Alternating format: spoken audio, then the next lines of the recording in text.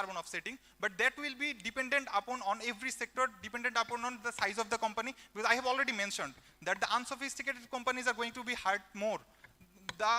The families that have low income are going to be hurt more, because if you look at the European economists, they are actually not only saying that you start giving PQBN tax. No, they are not saying that. They are actually trying to say that after you implement the PQBN tax, you will have to ensure that the PQBN the revenues are used properly, so that the families with the lowest income are actually coming down from those pollution circles. They are introduced with renewable energies or ZHBs, zero emission vehicles. So I'm not only saying this from one perspective. I'm actually suggesting a dynamic perspective where everything will change once there is a scenario change. I think I have answered your question. Thank you, ma'am. Thank you. Can you hear me? Yes, ma'am. So I'm asking from this box.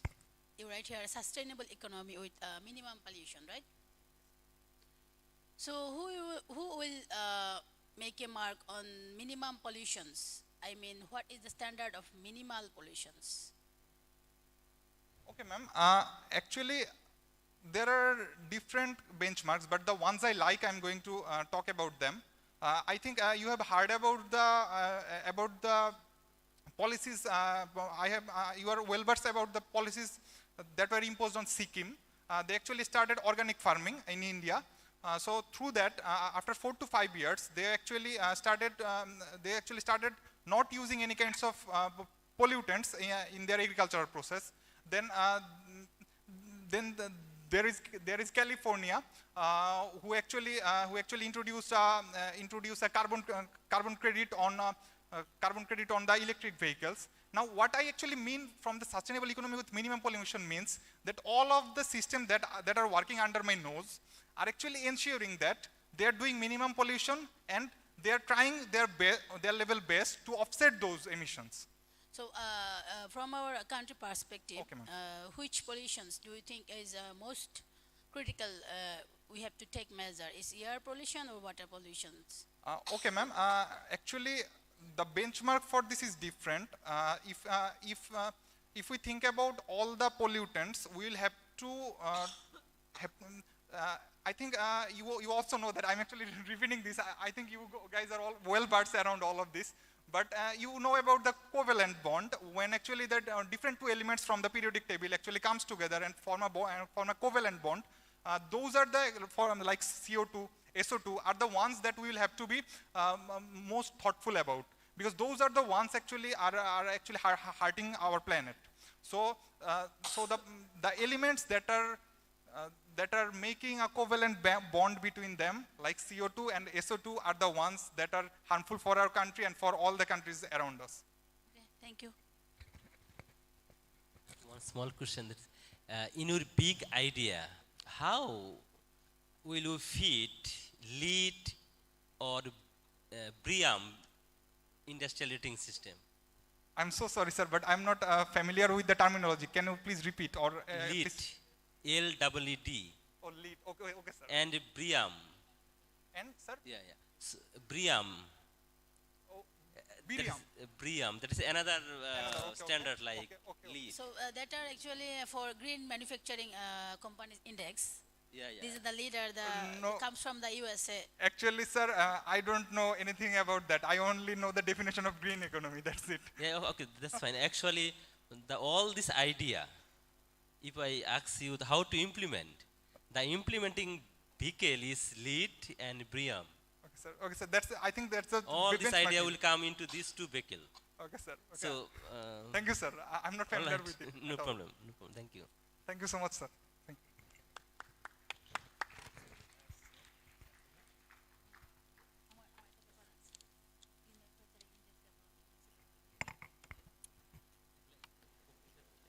Thank you, Team Mubashir, for his superb presentation. Now I will call upon our last team of today's session, that is Team Onions, to deliver their presentation.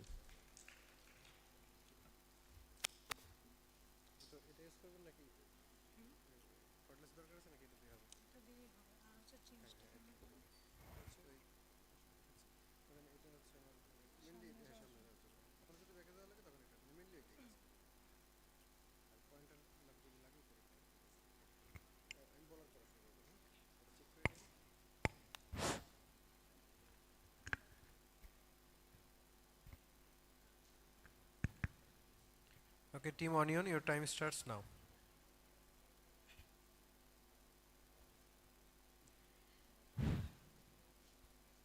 আসসালামু আলাইকুম, আমি Sajila Sujana, team onion থেকে।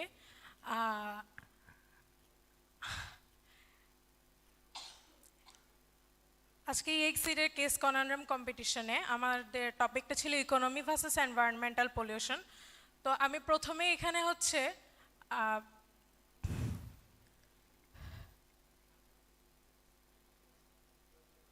US এর sulphur dioxide এমিশনের KGS কার্ভটা দেখব, যে এখানে actually দেখানো হয়েছে যে বছরের সাথে সাথে উৎপাদন যত বৃদ্ধি পেয়েছে তত উৎপাদনের সাথে হচ্ছে দূষণ বৃদ্ধি পেয়েছে। এখন শুরুর দিকের বছরগুলোতে মানে ওয়ার্ল্ড ওয়ার 2 এর আগে পর্যন্ত যতদিন হচ্ছে উৎপাদন কম ছিল বিভিন্ন ক্ষেত্রে ততদিন পলিউশন কম ছিল, এবং আস্তে আস্তে ধীরে ধীরে উৎপাদন বাড়াতে পলিউশন বাড়তে থাকে। এখন সে একটা পজিশন পর্যন্ত যাওয়ার পরে এই পলিউশনটা আবার ডিক্রিজড হয়। এখন আমরা যদি দেখি যে পলিউশনটা কিভাবে কমেছে, পলিউশনটা কমেছে অ্যাকচুয়ালি টেকনোলজি আর হচ্ছে গ্রিন এনভায়রনমেন্টাল যে টেকনোলজিগুলো আছে সেগুলো যত বেশি ব্যবহার হয়েছে তত পলিউশনের মাত্রাটা কমেছে। এই দুটো গ্রাফের উপর বেস করে আমরা যদি কনটেক্সটে দেখি আমাদের এই কেসটাতে, এখানে মূলত দেখানো হয়েছে ইউএসএ সালফার ডাইঅক্সাইড এমিশনের, যেটা মূলত অ্যাসিড বৃষ্টির সৃষ্টি করে। আর যত হচ্ছে আমাদের এই টেকনোলজিক্যাল ইমপ্রুভমেন্ট বেড়েছে তত পলিউশন কমেছে। এখন প্রশ্ন হচ্ছে টেকনোলজিক্যাল ইমপ্রুভমেন্টটা আসছে কোথা থেকে? এনভায়রনমেন্টাল রেগুলেশনগুলো যত বেশি টাইট হয় তত হচ্ছে যে টেকনোলজিক্যাল ইমপ্রুভমেন্ট, গ্রিন টেকনোলজি ইমপ্রুভমেন্টের দিকে কোম্পানি বা ফার্মগুলোর একটা মুভমেন্ট দেখা যায়।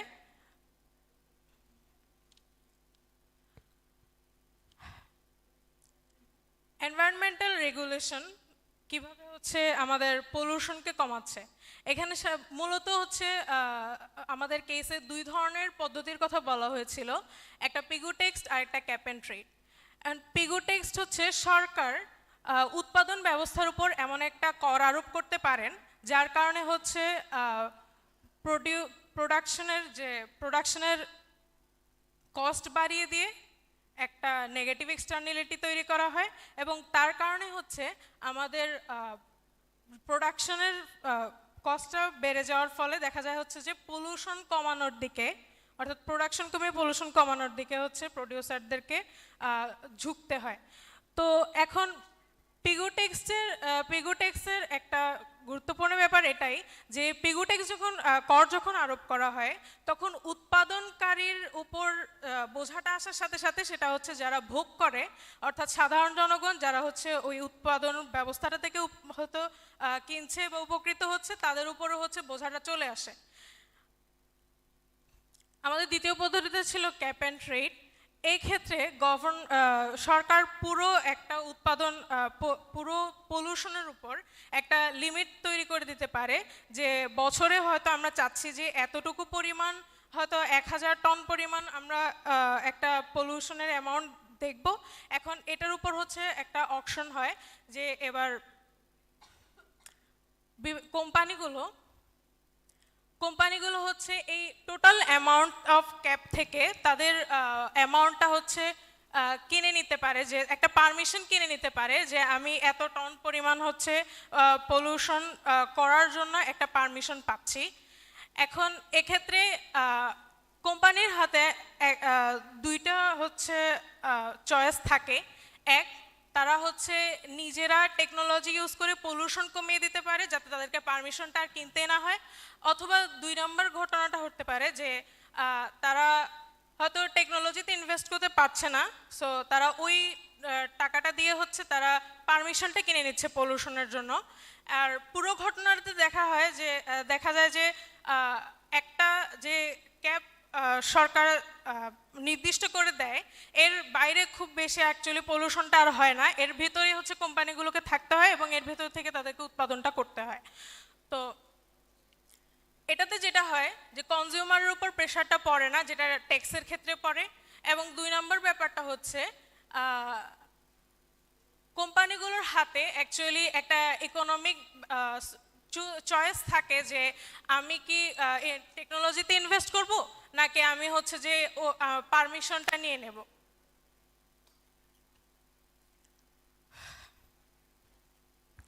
তো কোম্পানির ক্ষেত্রে যেটা সুবিধা হয় তারা সেটা সেই পদ্ধতিটা চুজ করতে পারে। এখন টেক্সের ক্ষেত্রে, পিগু টেক্সের ক্ষেত্রে আর কেপ অ্যান্ড ট্রেডের ক্ষেত্রে দুইটার মধ্যে থেকে আমার পার্সোনাল অপিনিয়নটা হচ্ছে অ্যাকচুয়ালি আমরা কেপ অ্যান্ড ট্রেডটা চুজ করতে পারি। কারণ ট্যাক্স থাকলেও দেখা যায় যে এমন হতে পারে যে অ্যাকচুয়ালি হয়তো দেখা যাচ্ছে যে বছরে 20,000 30,000 একটা আমরা অ্যামাউন্ট ধরে নেই যে এত পর্যন্ত ওরা চাইলেই কিন্তু ট্যাক্স দিয়ে উৎপাদন করতে পারে যতটুকু ইচ্ছা। কিন্তু যখন হচ্ছে ক্যাপ অ্যান্ড ট্রেডে আসে তখন আমরা একটা লিমিট সেট করে দিতে পারি যে পার ইয়ারে এর চেয়ে বেশি পলিউশন হতে পারবে না। তখন দেখা যায় যে ওই লিমিটের যদি একটু কম বেশিও হয় কিন্তু পলিউশনটা এর থেকে বেশি হয় না। এবং এটাতে হচ্ছে ভোক্তার উপর বা প্রডিউসার এবং ভোক্তা দুইজনের মধ্যে হচ্ছে হয়তো প্রডিউসারের উপর কিছুটা প্রেশার পড়ে কিন্তু ভোক্তার উপর পুরো প্রেশারটা পড়ে না। এখন এটা ইমপ্লিমেন্টেশন এভাবে হতে পারে যে প্রথম থেকে একটা এস্টিমেশন থাকতে হবে গভর্নমেন্টের কাছে যে আমরা কি পরিমাণ পার ইয়ার বা পলিউশন কমাতে চাচ্ছি এবং ওইটা অনুযায়ী বিভিন্ন ধরনের রুল ফিক্স করে দেওয়া যে কোন কোন হচ্ছে ক্রাইটেরিয়ার ভিত্তিতে ক্যাপ অ্যান্ড ট্রেড কোম্পানিগুলো হচ্ছে অকশনে নিতে পারবে বা কাজ করতে পারবে। অ্যান্ড সবগুলো একটা কম্বিনেশন থেকে হচ্ছে সলিউশনটা আসতে পারে।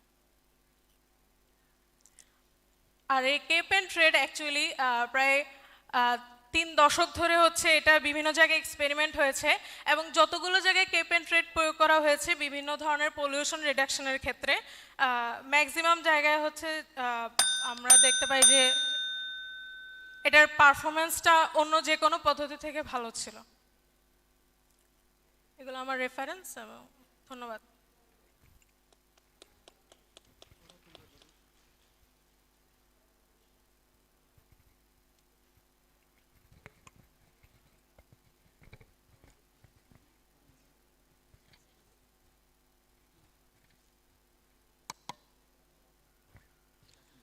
Thank you for your nice presentation. I have actually I have a question. Everyone is describing two things. One is imposing tax or reducing the amount of emission by giving government should allow them to produce certain amount of pollution, right? Okay. So how government can calculate the amount of pollution each industry can emit? Ma'am পুরো সিচুয়েশনটাতে তো এমন হয় না যে প্রত্যেকজনের জন্য আলাদা করে government ঠিক করে দিচ্ছে যে My question is how government can identify what is the amount of pollution.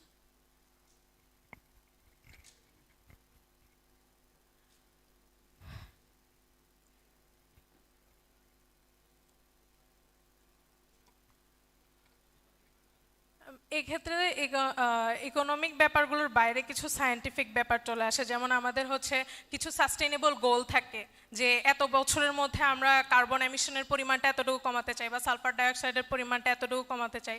তো আমি এখানে কিছু সায়েন্টিফিক ক্যালকুলেশনের মাধ্যমে গভর্নমেন্ট ঠিক করতে পারে যে এখন কতটুকু হচ্ছে বা আমাদের হচ্ছে পলিউশনটা কমানোর জন্য বা হচ্ছে ক্লাইমেটিক চেঞ্জ যেটা আছে এটা কমানোর জন্য কতটুকু আমাদের দরকার বা থাকার জন্য আমাদের হচ্ছে নর্মাল থাকার জন্য কতটুকু দরকার। দুইটার মধ্যে একটা ক্যালকুলেশন থেকে গভর্নমেন্ট ঠিক করতে পারে হচ্ছে যে এই বছর আমরা কতটুকু কমাতে চাই, পরের বছর আমরা কতটুকু কমাতে চাই, তার বছর পরের বছর কতটুকু কমাতে চাই। হয়তো 10 বছর সময় লাগবে আমাদের হচ্ছে যতটুকু আমাদের ক্লাইমেট অ্যাবজর্ব করতে পারবে আমাদের থেকে অতটুকু পর্যন্ত আসার জন্য। Thank you. আচ্ছা, আপনি কিছু দেখালেন এক্সাম্পল যে ক্যাপ অ্যান্ড ট্রেক্স এই পদ্ধতি ফলো করে তারা লাভবান হয়েছে। Please can you go to the slide.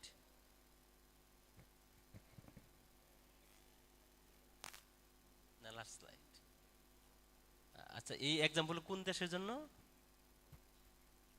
United state, right? Sir এখানে ইউনাইটেড স্টেটের জন্য। ওরাই তো পৃথিবীর সবচেয়ে বেশি পলিউশন করে। মানে যদি মেজর পলিউশন যদি কন্ট্রিবিউটর ধরি ওয়ার্ল্ডের, মেবি তার 10-20% ওরাই করতেছে, তাহলে ওরা ক্যাপ অ্যান্ড টেক্টেড এটা কীভাবে করলো, বাস্তবায়ন করলো, কি করলো, একটু কি আপনি can you explain this thing?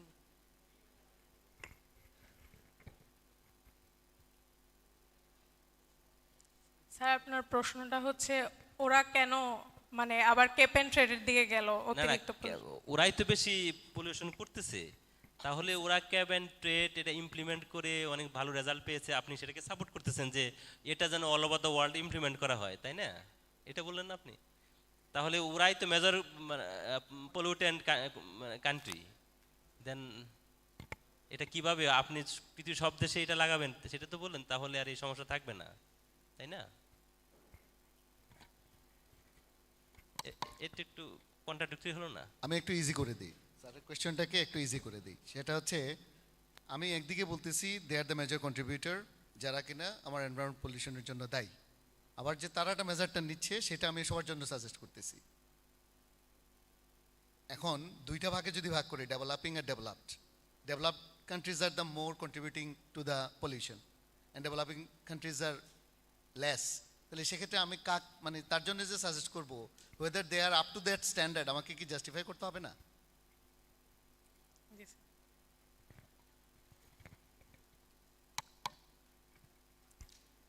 Sir আমাদের হচ্ছে এই কেস স্টাডির পেপারটা ইউএস এর উপর ছিল, সো আমি অ্যাকচুয়ালি ইউএস এর উপর ফোকাস করে হচ্ছে যে প্রেজেন্টেশনটা রেডি করি।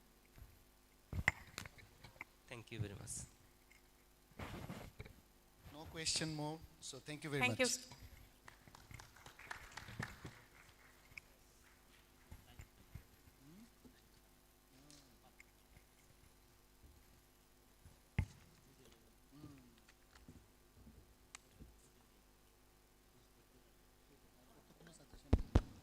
Dear audience, with the performance of Team Onion, our today's presentation session has come to an end. Now I will request our judges to please have their seats in the guest areas. Please, sir, ma'am. In the end, I will take the opportunity to thank our judges for sharing their valuable time with us, and also congratulate all the participants of the teams for their excellent performance. Thank you, everyone.